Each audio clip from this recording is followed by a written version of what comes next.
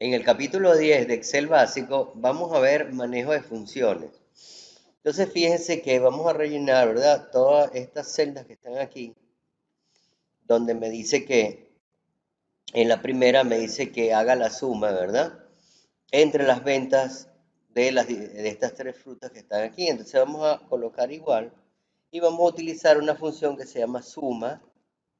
Abrimos paréntesis y vamos a sombrear con el botón izquierdo del mouse presionado, vamos a sombrear esta celda. Entonces le estoy diciendo que me sume desde la B5 hasta la D5. Cierro paréntesis y doy Enter.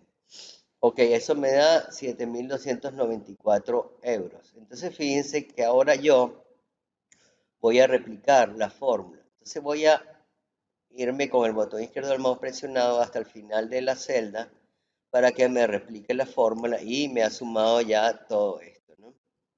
Ok, ahora vamos a utilizar la fórmula promedio. En este caso vamos a colocar un igual y vamos a utilizar la fórmula promedio. Fíjense que ya me aparece aquí en el listado. Le doy un doble clic y ahora voy a seleccionar de nuevo, ¿verdad? Estas tres celdas.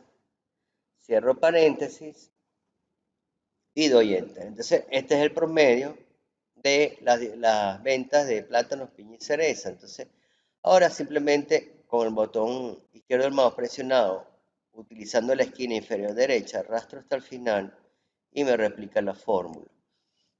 Ahora me está pidiendo el máximo entre esos tres valores y voy a utilizar entonces la función máximo. Fíjense que aquí ya me sale, doy doble clic y selecciono las tres celdas. Entonces fíjense que doy Enter y me dice que el máximo entre estas tres celdas me dice que es 2.570, que son las ventas de cereza. Muy bien, ahora simplemente selecciono la celda y arrastro la celda hacia abajo y me replica la fórmula. Ahora voy a utilizar la función mínimo. Aquí voy a dar igual, voy a utilizar la función mínimo.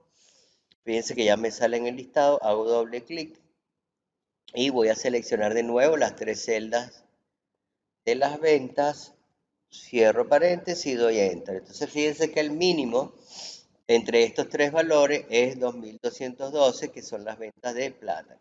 Para replicar la fórmula de mínimo hacemos lo mismo, con el botón izquierdo del mouse presionado, jalamos la celda por la esquina inferior derecha hacia abajo y replicamos la fórmula de mínimo. Ok, ahora me está diciendo que utilice, que cuente, ¿verdad? Las celdas que tienen números. Entonces fíjense que contar solo me indica las celdas con números. Entonces vamos a utilizar la función contar.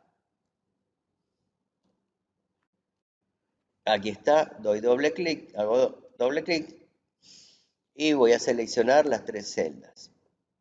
Cierro paréntesis y doy Enter. Entonces fíjense que estas tres celdas, como tienen números, me dice que son tres.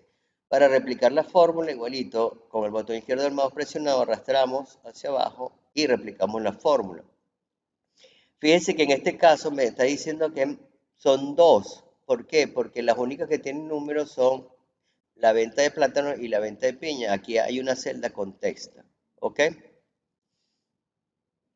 Entonces, aquí también, fíjense que me está indicando, ¿verdad? Que hay dos, porque estas dos son las únicas que tienen número. Entonces, estas dos, ¿ves? Y esta. Las demás, como tienen número, me está diciendo que son tres. En cambio, en la función contará me indica las celdas con datos. Entonces, aquí voy a utilizar la función contará, abro paréntesis y selecciono las celdas. Cierro paréntesis, doy Enter y fíjense que entonces me dice que son tres. Arrastramos la fórmula hacia abajo y fíjense que en este caso me está diciendo que son dos porque el contará, la función contará indica las celdas con datos. ¿Ok? Como estas celdas no tienen datos, me está diciendo que hay solo dos celdas. Fíjense que en esta, aunque no sea un número, pero hay un literal que dice celda con texto, él me está indicando que como tiene contenido, entonces hay 3 celdas que tienen contenido, por eso me está dando 3. A diferencia de la función contar, que indica las celdas con números. Y luego tenemos la función redondear. Entonces, esto va a ser igual a redondear.